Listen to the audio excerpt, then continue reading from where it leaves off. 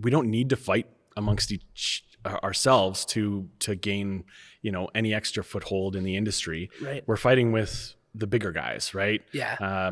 Any of the major players around the world that are producing millions of gallons of beer a day. My 400 liters doesn't really, put a drop into that.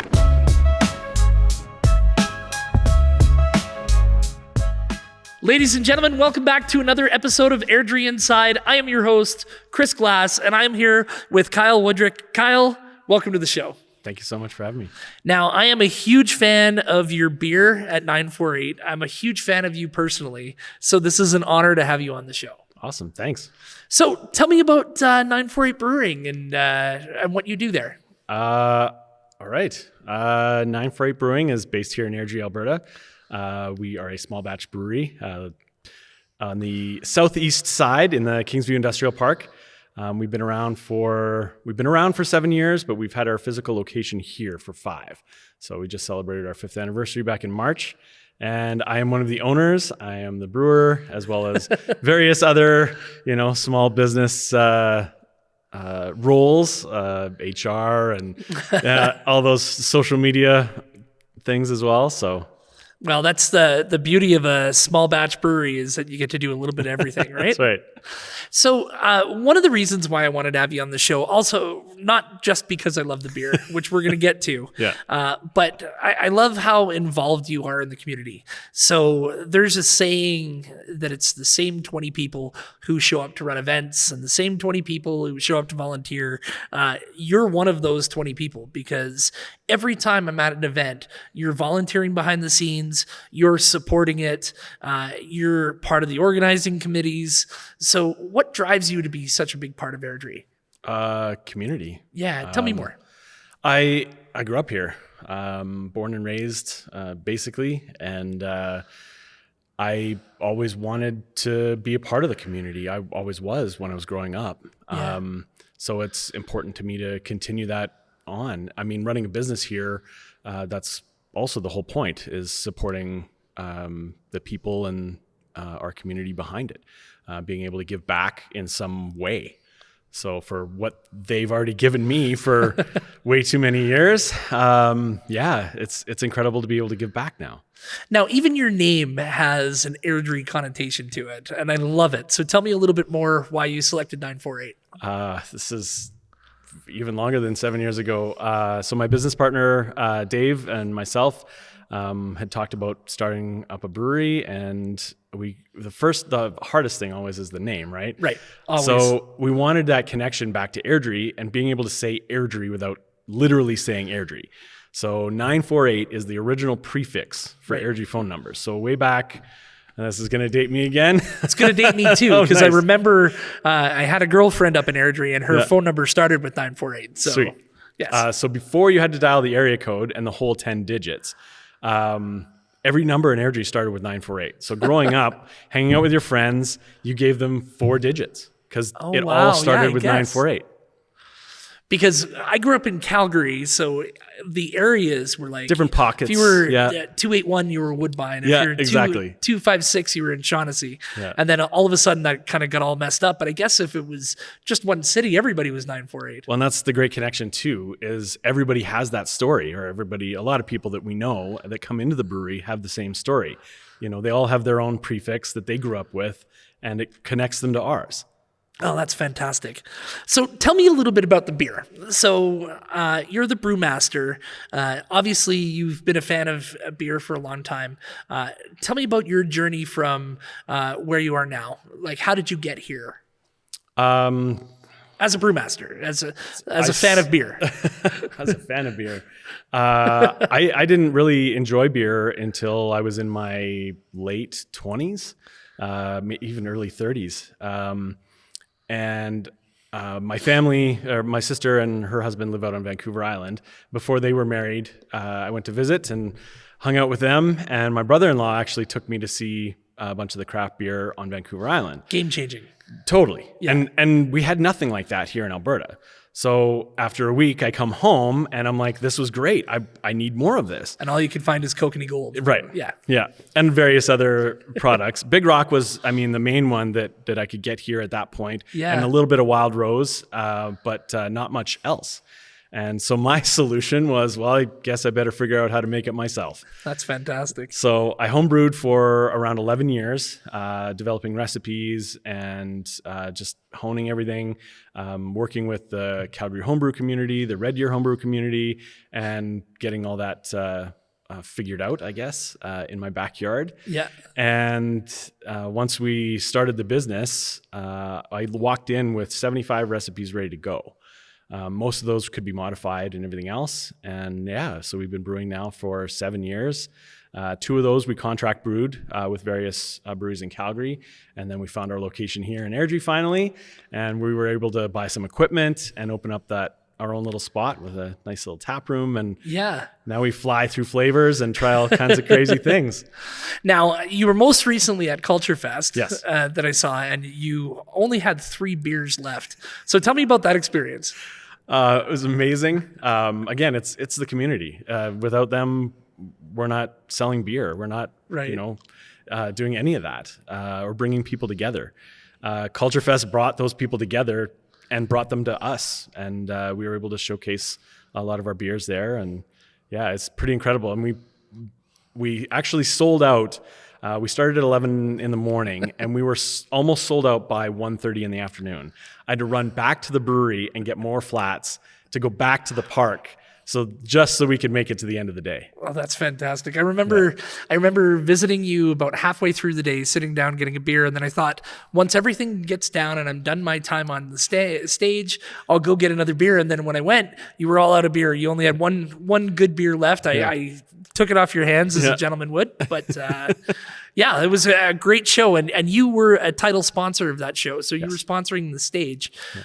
So talk to me about seeing your name up on the stage. What did that mean to you? So much. That's what we continue to work for. Right. Big, larger community events like that bring all those people together. That's what we want to be involved in. That's why we sponsored it. That's why we wanted to be there, is because we're a part of that community. Right. Now, before I start talking about my next point, I'm a little hoarse. You seem like you're a little dry in the mouth. I think we should probably have a beverage. Yeah. I think it's a great idea. I think we're good here. So, what am I drinking here today? Tell me about it. This is one of our first beers that we made. This is our Patio Crusher Kolsch. So super light, easy drinking, literally made for crushing on patios. Perfect. And cheers. Oh, that's delicious. I've had this before. Yeah. I'm cheating a little bit by pretending that it's new to me, but fantastic. So I thought a really interesting part of your story, not just about how you started on 948, but every single conversation I have with you, you're pushing the envelope when it comes to regulations and when it comes to some things that don't make sense around the industry we're in. So can you talk to me about some of the regulations that you'd like to see changed and your advocacy behind the scenes? Oh, wow. A lot. I don't ask easy questions here on Airdrie Inside. Yeah. Building regulations. We had a really hard time finding our own space. It's such a unique type of business because you have full production in the back. Yeah. So you're producing beer, warehouse style, and a lot of that will go out the back to the warehouse, liquor stores, bars. Yeah. That are carrying your product. But then the front is our retail and our tap room and off sales. Finding a location like that is not really easy, or wasn't really easy to start with when we first started looking here in Airdrie.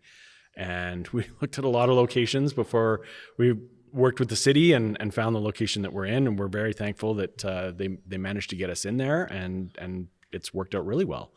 I would hope that I've seen a lot more people looking for, because industrial space is a lot more affordable than retail. Yeah. We're seeing a lot of smaller businesses move towards that, but still wanting that retail experience out front.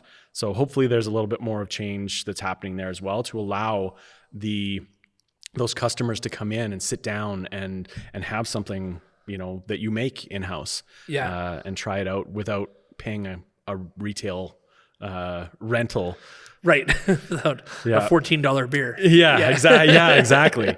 And then on top of it, something like this, like drinking out in public. I mean, we're not in public, but there's regulations around that. You see Calgary has taken to allowing open consumption in parks. Vancouver, Ottawa, lots of places. We'd like to see that here in Airdrie as well. Now, I'll play the devil's advocate, because this isn't a position I believe. I'm with you, and we've talked about that before. Yeah.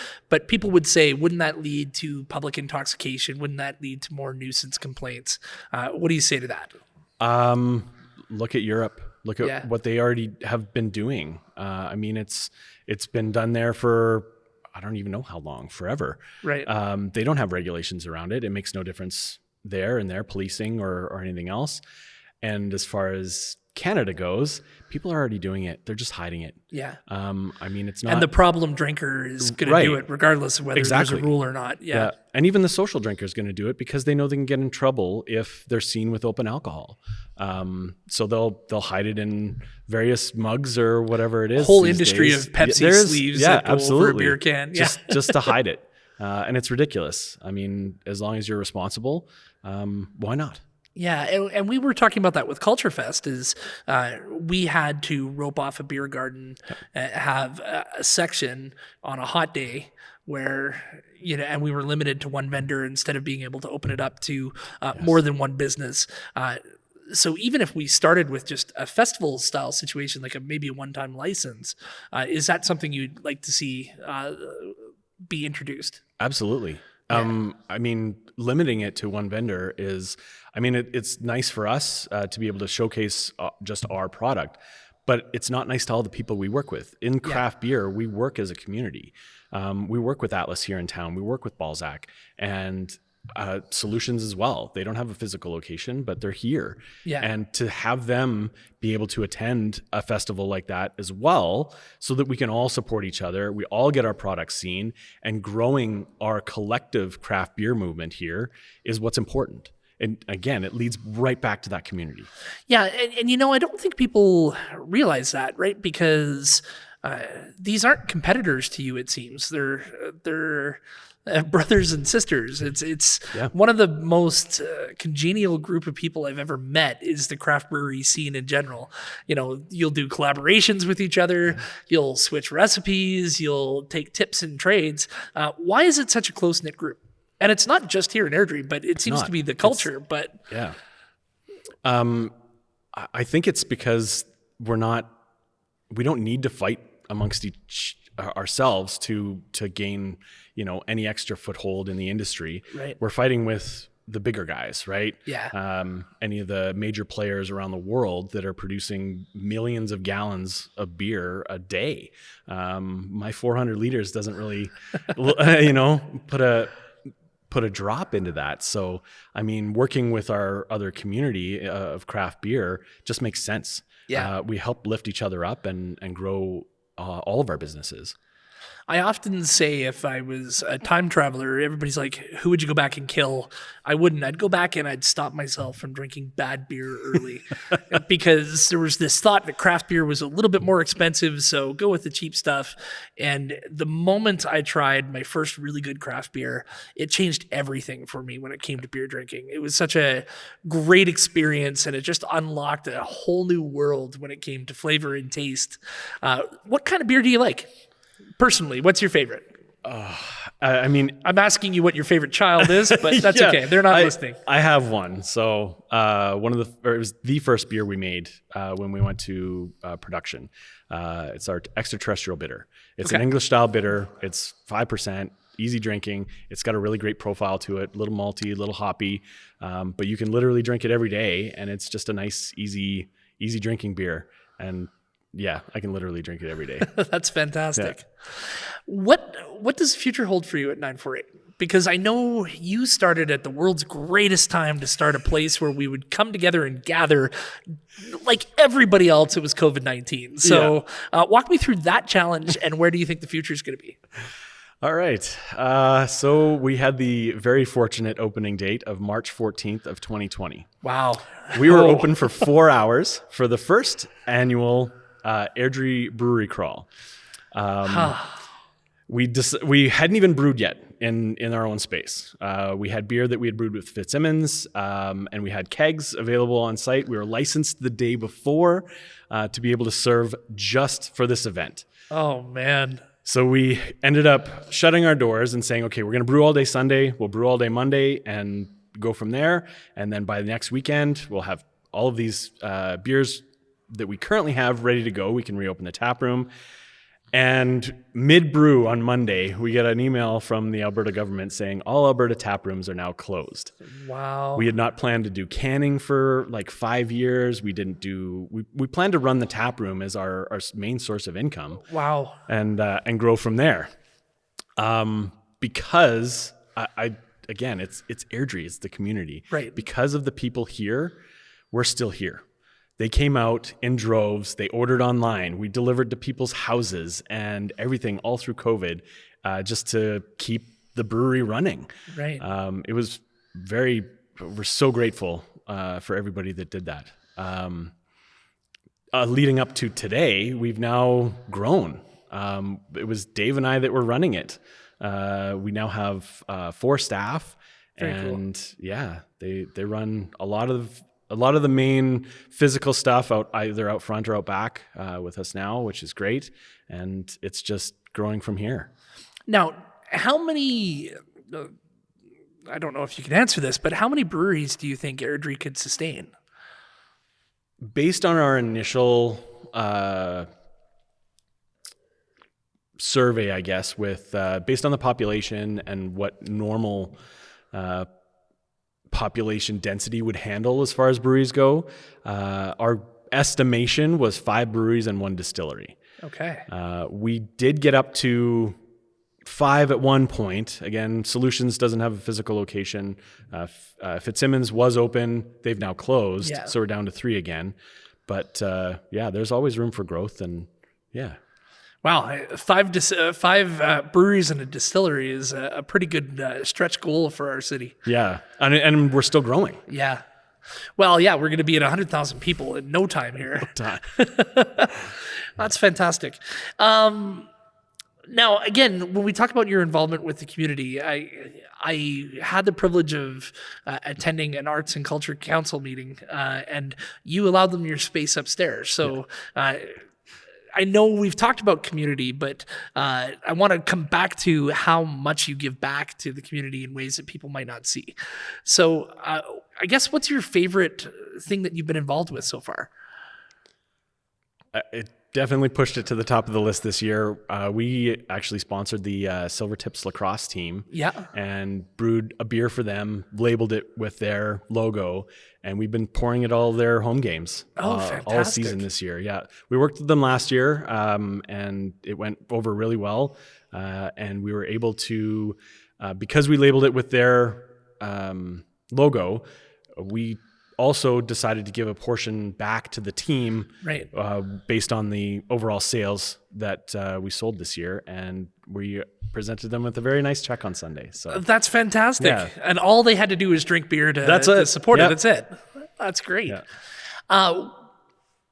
Where do you see the future here in Airdrie when it comes to being a place to do business, right? Because when you talked about regulations, when you talked about finding the right building, when you talked about what's going on with festivals and open carry rules, do you see it being a little bit more liberal? Do you see that changing in the future, or?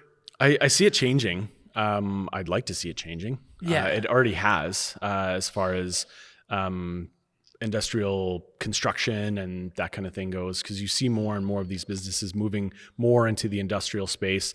We're seeing a lot of empty retail and businesses closing and either moving home or things Yeah. like that. It's been tough, but there's been changes to allow more of those home style businesses to grow and find their own space. Yeah.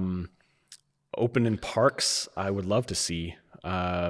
I mean, Nose Creek is a perfect example with the amount of festivals, and There's one every week now. yeah, Yeah. it's amazing. Being able to have something like that, even just calling up a brewery and saying, "Hey, we have this event. Can you come out?" And not having to worry about a week's worth of paperwork to deal with, just to be able to show up, all the extra insurance you need for coverage and that kind of thing. Being able to just have that already and take your product there and connect with the community. Yeah, I think Nose Creek is ripe for that Yeah. because, like you said, it seems to be a festival hub lately. Yeah. I know Latin Fest is coming up. Yep. I know there's a couple of festivals from the Indian community coming up in the next couple of weeks. It's going to be a hopping event, and it has been all summer. It hasn't just been Culture Fest. It's been crazy. Yeah.